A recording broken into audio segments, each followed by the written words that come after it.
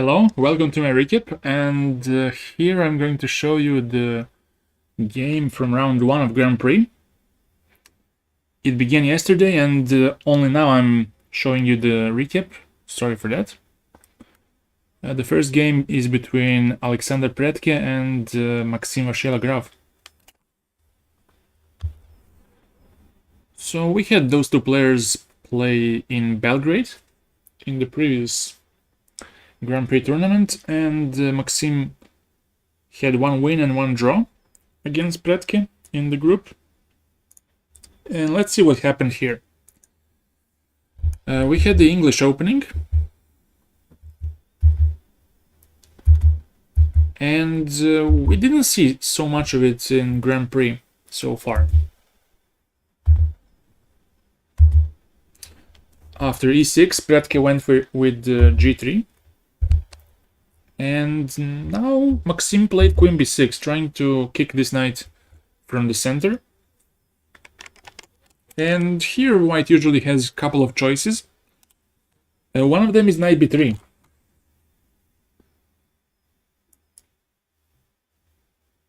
But in that case, black can play knight e5 and target c4. So after e4, you can go bishop b4 and continue developing. Now the threat is knight captures e4, so white has to play something like queen e2. But in that case, you can go d6 and after f4, let's say, to capture on c3, go back and have somewhat balanced position, because white has double pawns but also a bishop pair. And actually this was the game Rajabov Gelfand from a couple of years ago, and Gelfand as black actually won this game. So this was the one way to go. Predke chose knight db5, trying to get to d6, and that's why MVL plays knight e5 here. Also, it's possible here to go for d5 with some complications.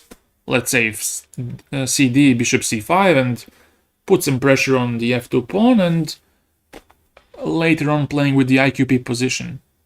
With the IQP after e3, to go just ed5 and claim that you cannot capture on d5 because of reasonable lag in development after bishop e6. But let's go back to the game. Let's just show what was played. So knight e5 was played, and now the c4 pawn is under attack. But Predke just goes bishop f4. He wants to meet knight c4 with knight c7, taking the rook in the end. So that's why MVL plays knight fg4. He defends the knight and also attacks the f2 pawn. So Predke goes e3, and now a6. Now you want to anticipate knight d4 or knight a3 with capturing on b2. So Predke chose queen a4. And what's funny about this position is that queen a4 was a novelty in 2012, and it was played by MVL with white.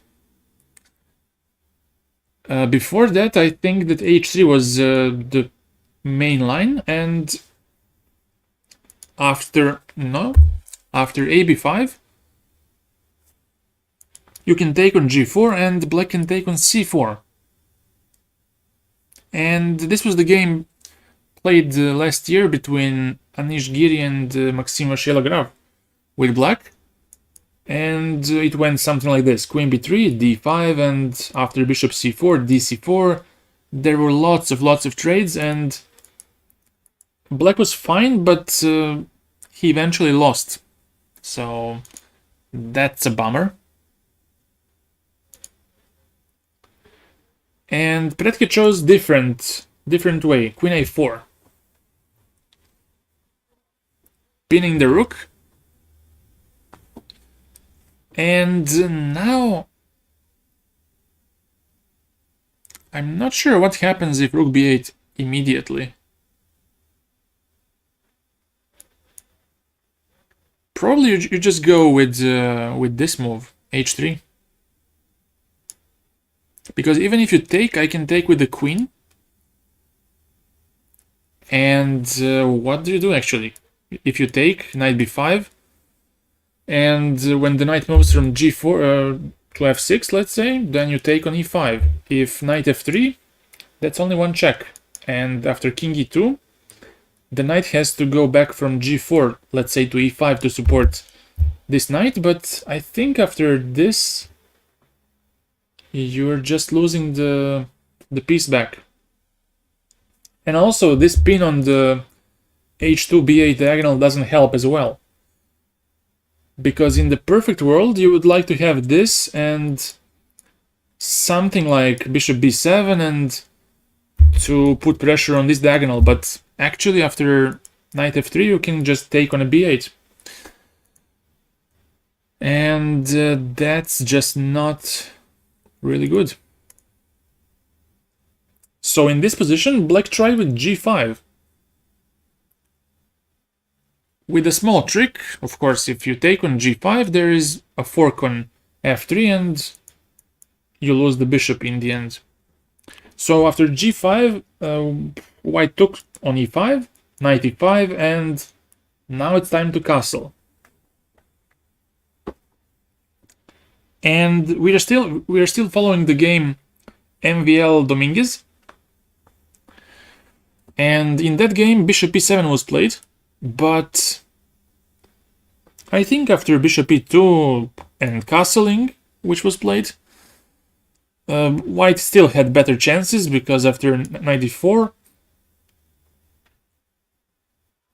black manages to exchange queens, but it doesn't really help him too much.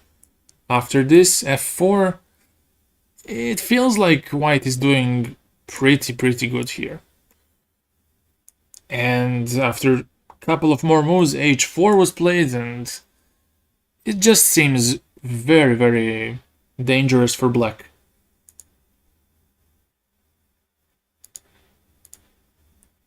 So Maxime chose a different path, and he went for rook b8, kicking this knight away finally from b5, and the knight goes back to d4. Now bishop g7 by MVL, trying to finish development, and now queen c2. Although I think here just bishop e2 and f4 was more logical, but also queen c2 is not such a bad move.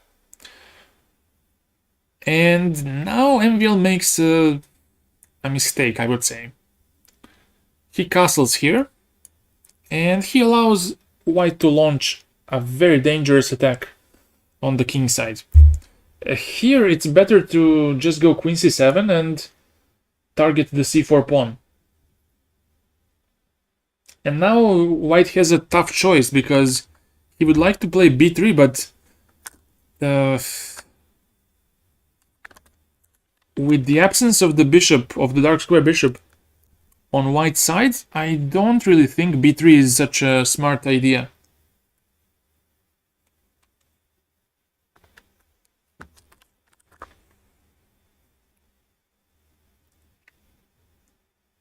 So that could be a very good choice for black in this position. But he chose to castle. And now it's time for white to think about ways to attack black. So you can pause the video here if you want, if you're watching VOD. And you can pause the video and try to figure out the way to attack black. I'll give you a couple of seconds.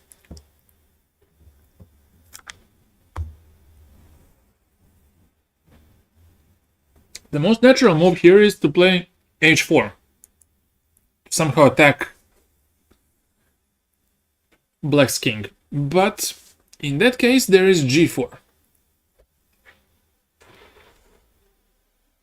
You want somehow to open up the rooks, open up these files, but it's not very simple. It's not like that. The move Predke played in the game was g4. A very good move. Because now white although he gave up a pawn, he disables black from playing g4 himself. And now MVL took on g4, although maybe d5 here was kinda interesting.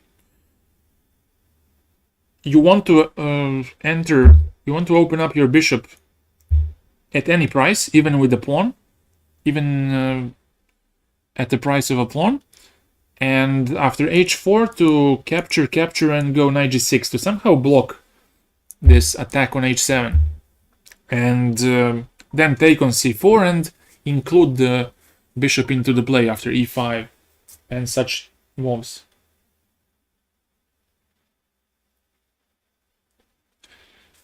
But MVL chose to capture on g4, and now there's h4, and now there's no way for black to avoid opening up the king side. MVL took, rook h4, and now f5, trying to block this attack on h7. Now Predke tries to include more pieces into the play. He plays bishop e2, and now the knight goes back to f6 because it's under attack by the bishop and by the rook. And now Predke continues in the same fashion, very energetically, and he plays e4, trying to eliminate the pawn on f5 to make path for his queen to h7. And here maybe it was time to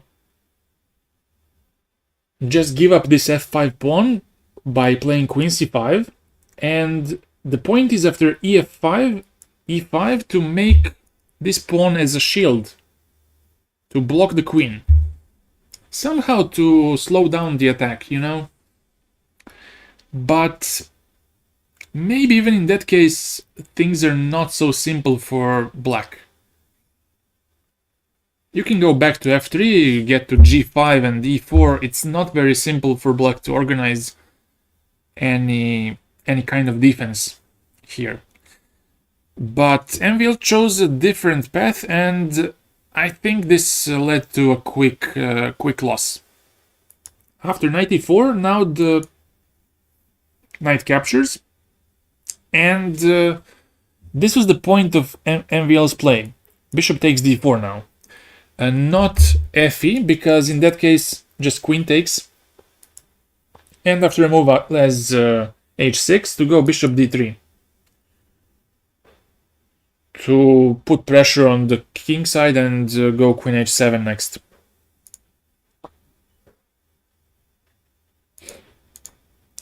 So he tried something like bishop d4, but now Predke just includes his rook from d1, and if king h8, there is knight g5 targeting h7.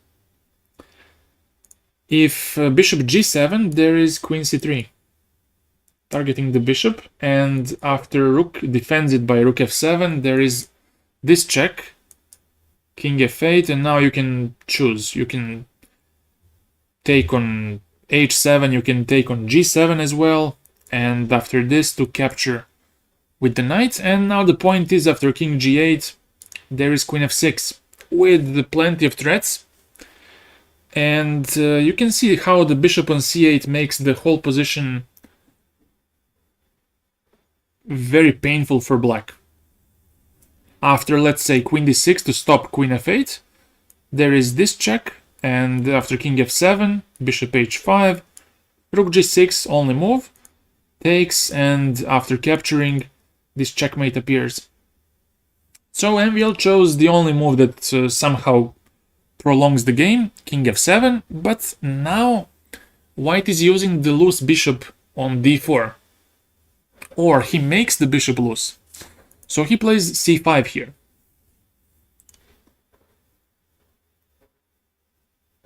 He plays c5, and what can black do? If he takes on b2, for example, and does this, takes on e4, the bishop on c8 still stays pretty much paralyzed. And what is the best way to punish this?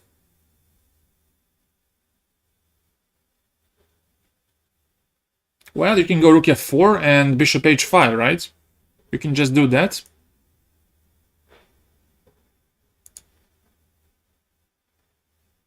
Am I correct? Yeah.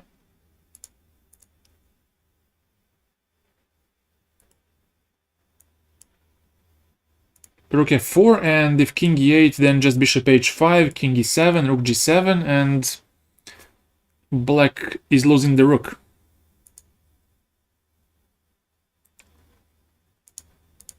So MVL tried something else with queen b4, but after a3, now the queen has to separate from the bishop, and that makes this position lost, and MVL resigned at move 23, because if he moves to a5, which is the only move left, there is this check, and the bishop hangs on the next move.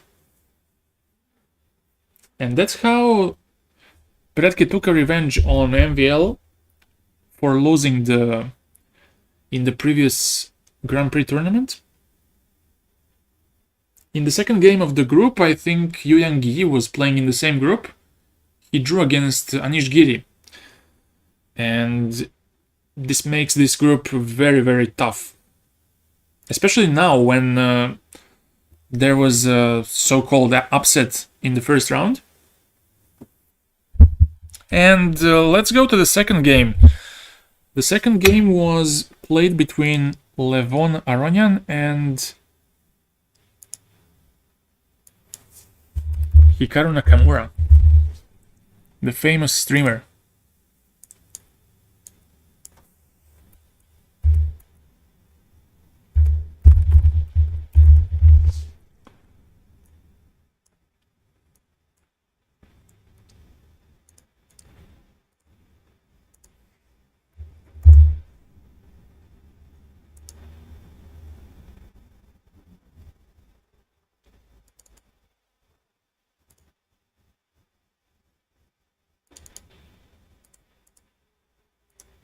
Okay, let's check this one out.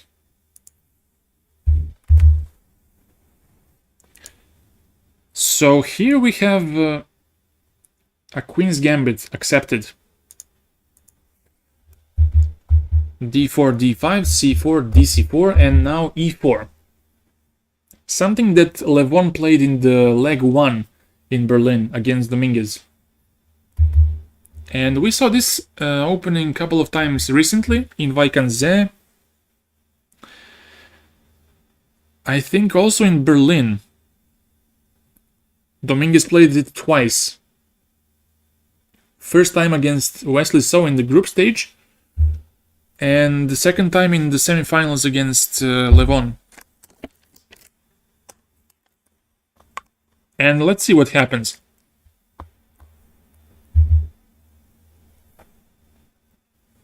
White tries to undermine these pawns by a4, and now black tries to keep this pawn on b5. Levon takes, and knight c3. Now to defend the pawn, queen goes to b6. And now knight d5, a move which Levon plays very often. It appears to be. Actually, here there are plenty of ways to play this position. Just you can play b3 as Wesley saw against Dominguez. And this game led to very simplified position after several more moves. You can play bishop e2 as Duda played against Karyakin in Vachier.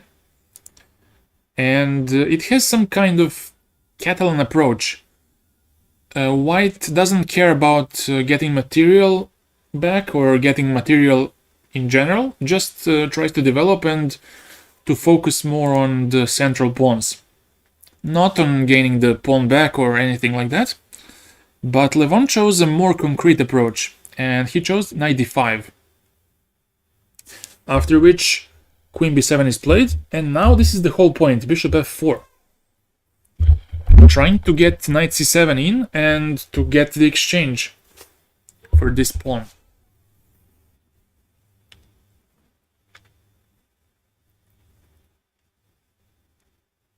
And now black played e5, bishop e5, and now knight d7. You can check out the game from my channel between Aronian and Dominguez. Bishop goes to f4, and still there's no possibility of stopping knight c7 unless you want to go king d8, but is it worth it doing that? I think not. Because in the worst case, after king d8, you can go bishop c7 and go back to f4. And then still have the threat of knight c7, and yeah, now in this position black doesn't have castling rights. But he won't have them anyway, so that makes less sense. So after this, knight f6 was played, and now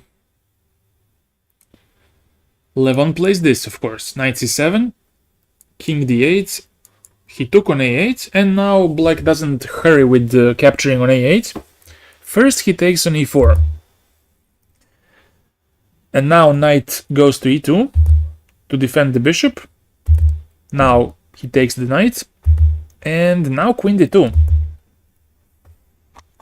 In the game Aronian against Dominguez, Aronian played f3 here. And after knight d5, bishop g5, f6, bishop went to d2, and after bishop d6, black had a very good play here. I don't think black is any worse here, because white's king is so passive and in some trouble maybe. Not trouble, but some trouble for sure, because it cannot go to safety.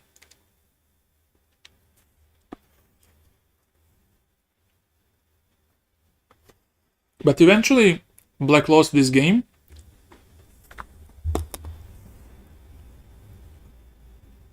I think actually black has to play very precisely here to keep the momentum going, because if this momentum stops, then the material will tell in the end.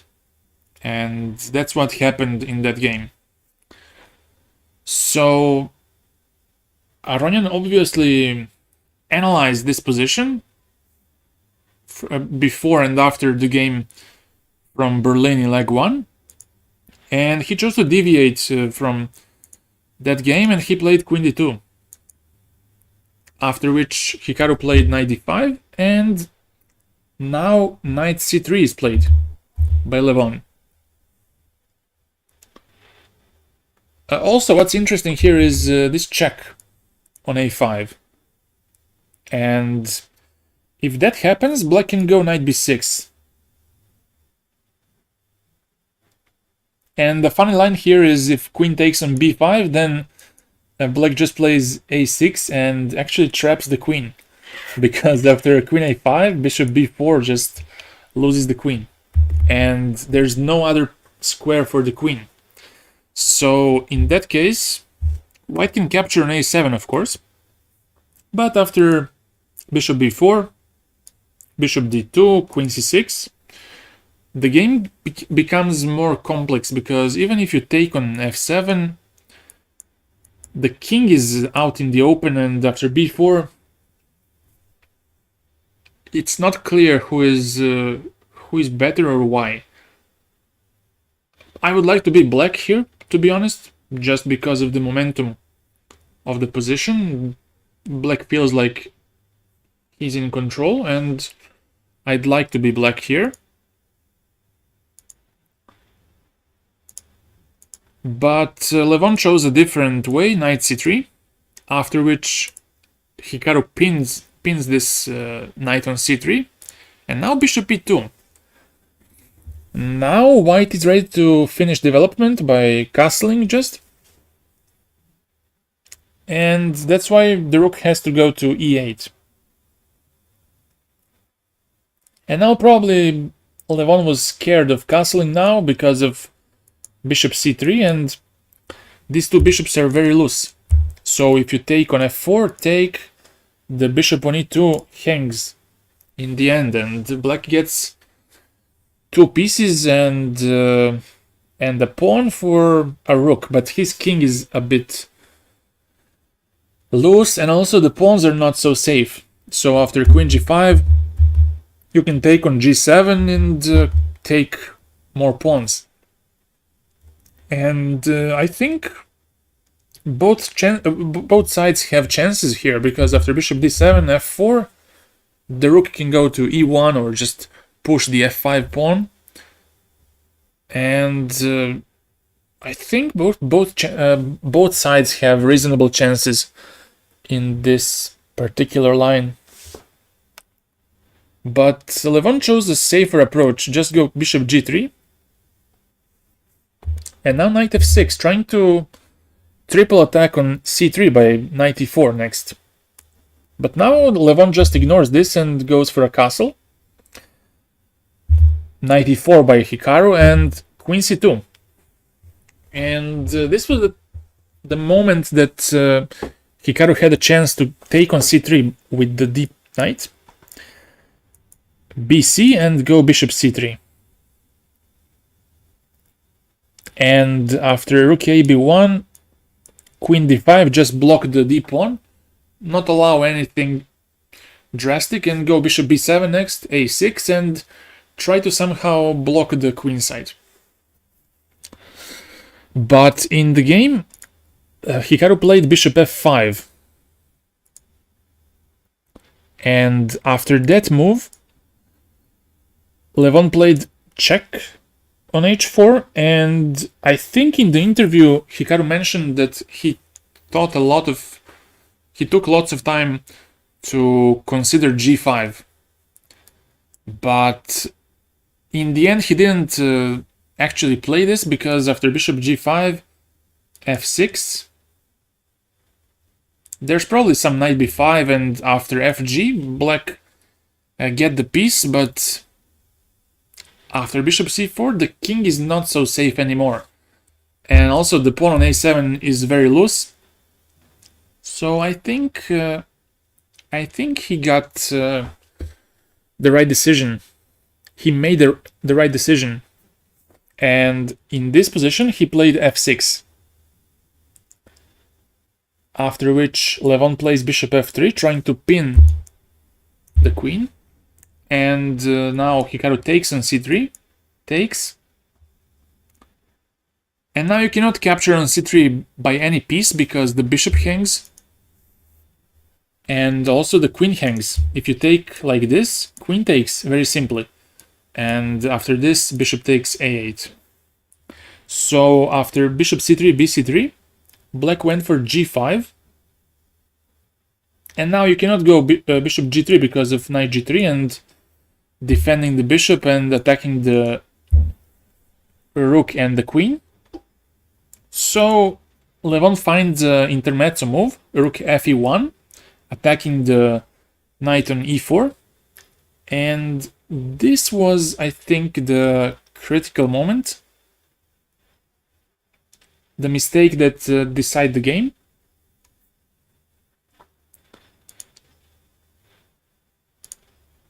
Here, Hikaru played knight f4. Although it was better to go knight dc3.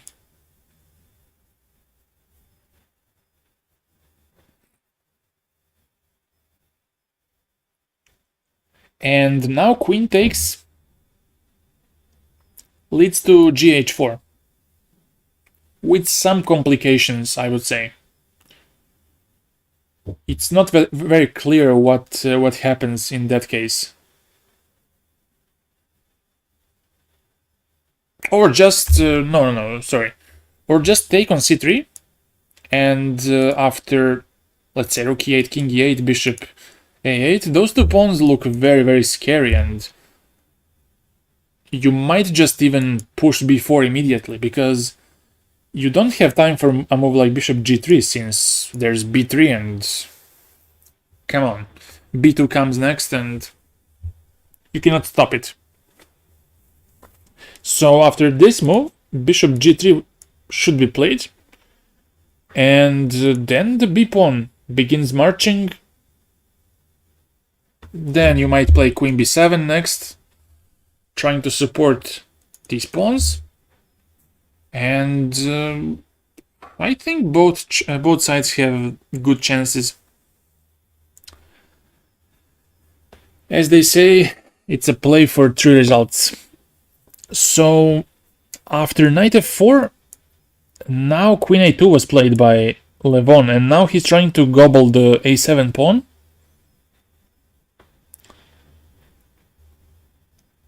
And he doesn't care about the bishop on h4 at all.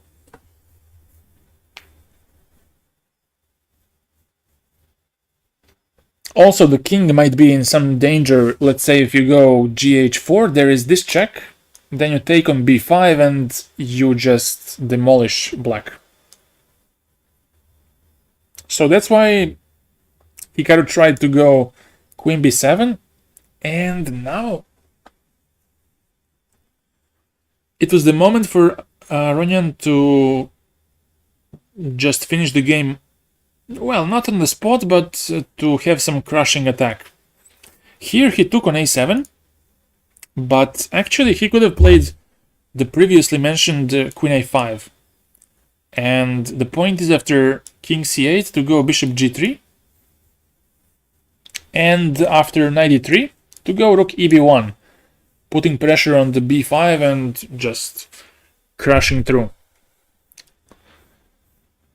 Also, the b5 hangs, a7 hangs, everything just collapses. But he chose a different path and he took on a7, which gave Hikaru some hope. After this, rook a7, rook e6, trying to unpin from rook a8 ideas. And now white took on e4, rook e4, and he doesn't want no business with bishop e4 and after, let's say, bishop g3 to allow capturing on c3. That is just not so smart. And Levon plays f3 in this position. Very clever. He defends the rook on e1, so he anticipates this by bishop e1 and defending the c3 pawn. So Hikaru cannot exchange just yet, and he plays rook e2, targeting the g2 pawn. That's why Levon plays bishop f2, and now b4. The pawns on the queen side start marching, and the c pawn will become very, very dangerous. Levon takes on b4, c3, and now Levon takes, and he's reasoning this way.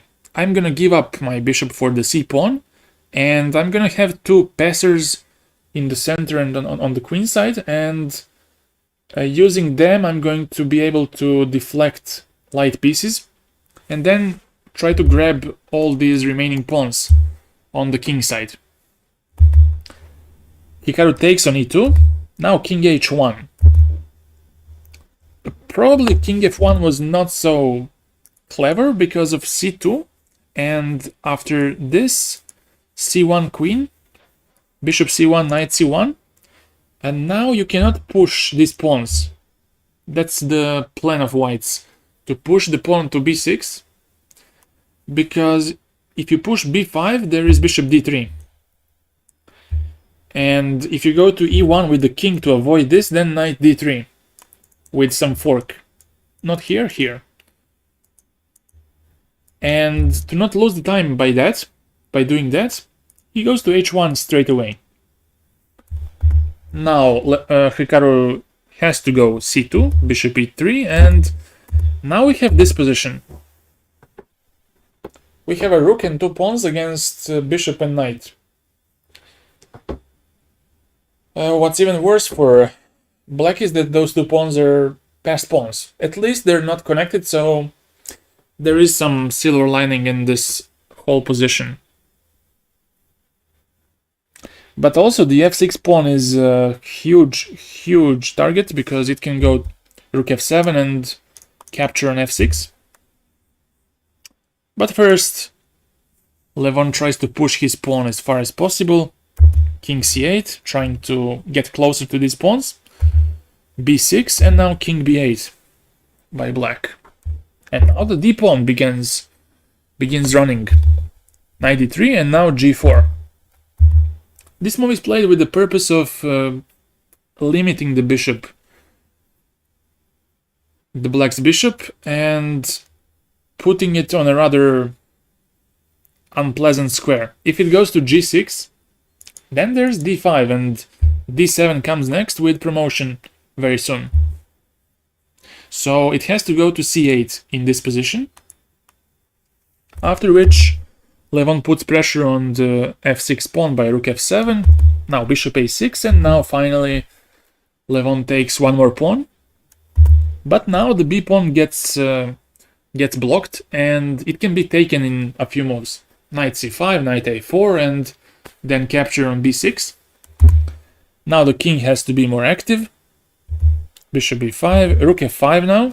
White gives up the b pawn. Knight f4, and now there's a trick with rook g5, knight h3. So that's why Levon plays h4, trying to destabilize this knight from f4. And a check on e2 doesn't help too much because of king e2, king f2, and after gh to go rook h5. That is not going to work. So after h4, black just goes bishop d3, tries to attack the bishop. Rook f6, and still these pawns are quite soft. Bishop b1, you take on g5. Knight d5, finally black takes all the pawns, but now the issue is what to do about these pawns on the king side. 3 against 1, and there's no easy way to handle these pawns. So black took on b6, he says, hooray, but no. No time for celebration. Time for evacuation on the king side. To the king side. King c6, king f2, knight d7, and we have slowly improving position by Levon. Rook f8, knight e6, but now rook g8, and he is just shuffling for now. King d6. And now f5 doesn't help too much because there is bishop f7, intermezzo move. And when the knight moves, when the rook moves to, let's say, b8, you take on g5 and you increase drawing chances. So white is very careful here, and he goes rook a8, bishop b1 back.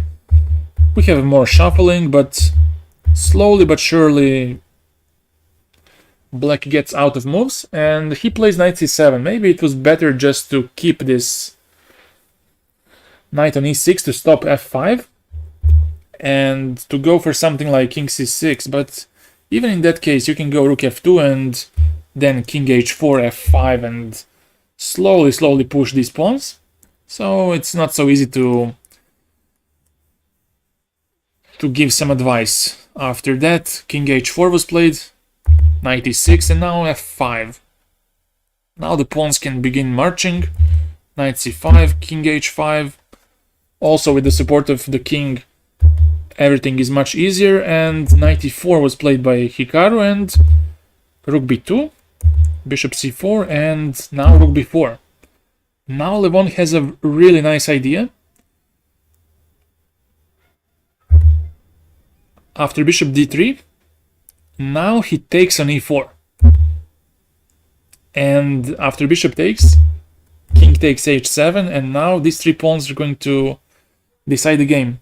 One of them is going to be a queen. And after king f4, king h6 was played, and here